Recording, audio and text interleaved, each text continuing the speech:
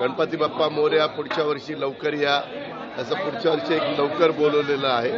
तशा पद्धतीनं त्यांना एक विनंती केलेली आहे. मुख्यमंत्री म्हणाले की गणपती बाप्पाचा महायुतीचा आशीर्वाद आहे, राज्यामध्ये पुन्हा महायुतीचं सरकार येईल. मी अजी तुम्हाला विनंती आहे, मुख्यमंत्र्यांना जे वाटतं ते मुख्यमंत्री बोलले.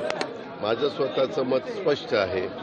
शेवटी आमचा मतदार राजा जो आहे, मतदार राजाच्या मनामध्ये येईल त्या पद्धतीचं सरकार येत असतं. आम्ही आमच्या परीनं प्रयत्न करतोय, विरोधक त्यांच्या परीनं प्रयत्न करतायत.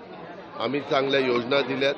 आम्ही युतीचं सरकार आल्यानंतर चांगला कार्यक्रम दिलाय, चांगली विकासाची कामं केलीत.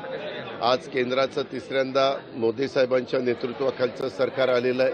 त्यांच्याकडनं मोठ्या प्रमाणावर राज्याच्या सर्वांगीण विकासाच्या करता निधी आणण्याचं काम आम्ही करतोय.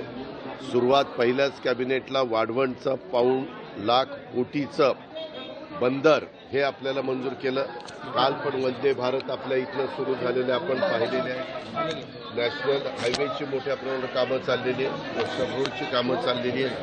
केंद्र देखील आपल्याला सर्वतोपरी मदत करत आहे. मध्ये आम्ही सगळ्यांनी विनंती केलेली होती, कांदा निर्यात बंदी उठवा, ती पण बंदी उठवलेली आहे. सोयाबीन उत्पादक शेतकरी, कापूस उत्पादक शेतकरी, ऊस उत्पादक शेतकरी हा सगळा जो घटक आहे आणि दूध उत्पादक शेतकरी, दूध उत्पादक शेतकऱ्याला दुधाचे पावडर परदेशामध्ये पाठवण्याच्या करता अनुदान द्या, अशा 5-6 मागण्यामध्ये अमित शहा साहेब आपल्या महाराष्ट्राच्या दौऱ्यावर आले असताना आपण केल्या आणि त्याच्यातल्या 2 मागण्या मान्य झालेल्या आहेत. बाकीच्या पण मागण्या टप्प्याटप्प्यात कॅबिनेटमध्ये मंजूर करून घेतल्या जातील अशा पद्धतीनं सुतोवाच त्यांनी केलेला आहे. ज्या त्यांनी मागण्या निर्यात बंदी उठवलेली आहे आणि आपल्या सोयाबीनच्या संदर्भामध्ये जो काही टॅक्स मला वाटतं 15% का काहीतरी तो त्या ठिकाणी काढलेला आहे, त्याच्यामुळं एक थोडंफार समाधान आम्हाला चांगल्या पद्धतीनं मिळालेलं आहे. त्याबद्दल मी मोदी साहेबांचं, अमित शहांचं आणि केंद्र सरकारचे देखील आभार मानतो.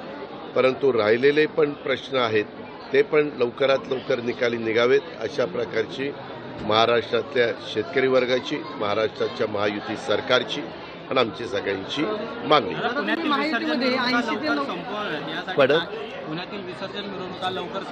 आज मला दगडूशेठ हलवाईच्या इथल्या मंडळांनी सांगितलं, श्रीमंत दगडूशेठ हलवाई सार्वजनिक गणपती मंडळांनी ट्रस्टच्या सगळ्या सहकाऱ्यांनी, की साधारण त्यांचा विसर्जन 4 वाजता आज दुपारी करण्याचं नियोजन त्यांनी केलेलं आहे. मागच्याही वेळेस त्यांचा तसाच प्रयत्न होता. आज ते 4 वाजताच करणार आहे आणि तसं जर केलं तर त्याच दिवशी विसर्जन झालं तर पोलिसांना पण सोपं जातं, नागरिकांना पण सोपं जातं.